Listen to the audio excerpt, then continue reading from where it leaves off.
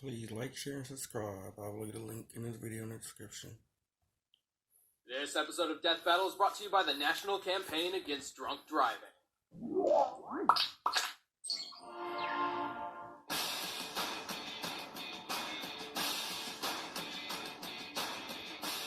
When it comes to fighting, combatants come in all shapes and sizes. And I'm liking the shapes and sizes on these two. Chun-Li, the strongest woman in the world. Mai Shiranui, the queen of fighters. He's Boomstick and I'm Wizard, and it's our job to analyze their weapons, armor, and skills to find out who would win a death battle. Chun-Li, First Lady of the fighting game.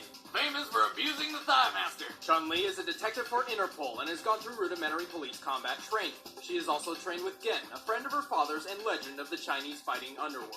But she never did finish her training with him. Does anyone ever finish their training? Seriously. Well, I guess it's not totally her fault. After Bison killed her dad, Gen just kinda disappeared on her. What a dick. Since then, Chun-Li's been chasing after Bison for vengeance. She is trained in offensive Tai Chi and is skilled in a fast-paced kickboxing variant of Kenpo. She prefers speed over strength, using a combination of rapid strikes to pressure an opponent. And if you can't tell by looking at them, her legs are pretty damn powerful. She can even kick people through solid brick. Still, her strength doesn't just lie in those legs. She's strong enough to toss things around as big as a couch. Her main attacks include the unbelievably fast lightning legs, the unpredictable axe kick, and the physics-defying spinning bird kick. I wouldn't mind taking a ride on that helicopter. She can also focus her natural ki energy to create the Kokoken, a slow, limited ranged attack. And the Kokosho is basically a super version of that. An enormous ball of energy strong enough to stop a speeding car. Her detective skills were instrumental in taking down the criminal organization Shadaloo, and after the tournaments, Chun-Li became a martial arts teacher. However, she has yet to win any major tournament, and failed to kill Bison to avenge her father. She was able to rescue one of her students from Urien, but turns out Urien let her win, wanting only to test her skills. Also, it seems Chun ends up having to be rescued a lot, usually by Guile. Oddly enough, her most notable award is placing 6th in an international shooting competition, despite rarely carrying a gun. Well, I guess things wouldn't be too fair if she brought a gun to a street fight. Round 1, bang! Winner! Despite this, Chun-Li is certainly capable of holding her own, and has consistently proven to be one of the toughest contenders in the Street Fighter tournament. You ready for this?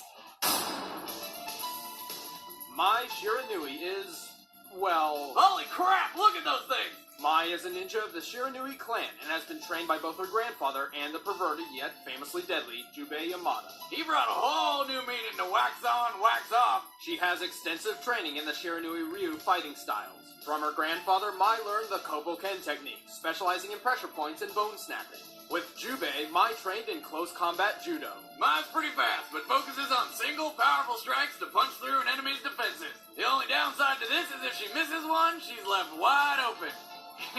Her flying squirrel Furiante and deadly ninja bee attacks help her control the field of battle, and she uses clever fake-outs to trip up her foe. And she has an unlimited amount of steel fans she can throw, which I guess she keeps in her non-existent bra.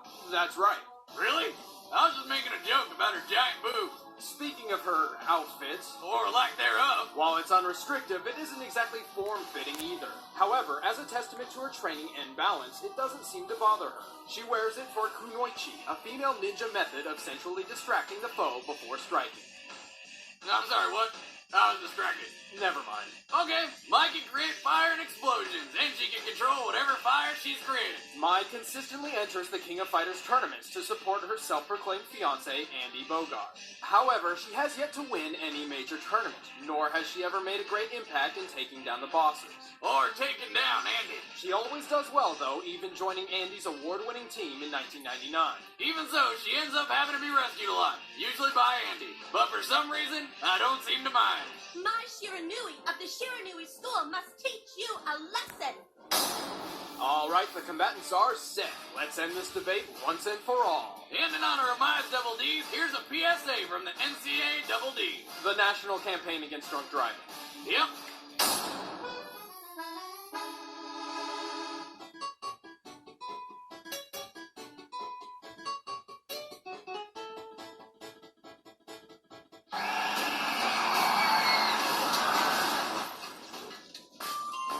Should be pretty obvious, but driving while drunk is one of the dumbest things you can do.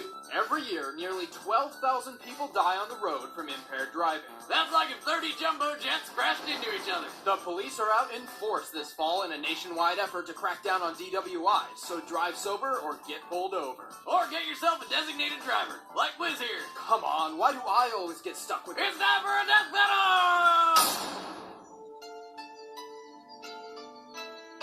Fight!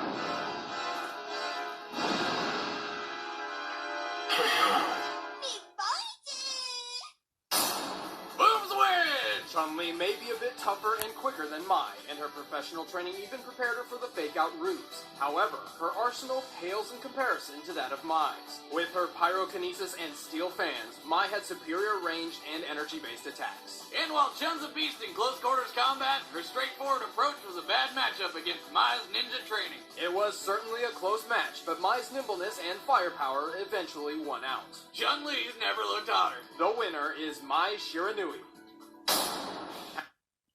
Like, share, and subscribe. Peace out, y'all.